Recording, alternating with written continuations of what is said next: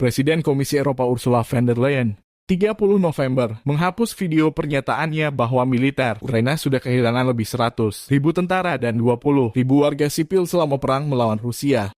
Sebelumnya Ursula von der Leyen, Ketua Komisi Eropa, mengawali pidatonya dengan rencana penyitaan aset Rusia yang dibekukan dan pembentukan pengadilan khusus untuk menghukum Rusia atas kejahatan agresi terhadap Ukraina.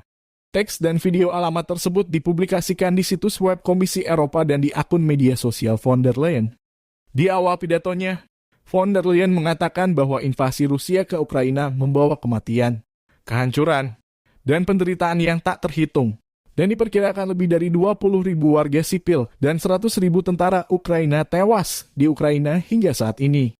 Namun, kemudian teks pernyataan von der Leyen di situs web Komisi Eropa diedit dan diterbitkan tanpa data korban baik di antara warga sipil maupun militer.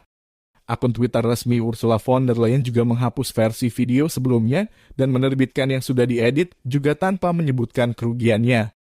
Komisi Eropa belum memberikan penjelasan apapun atas langkah ini.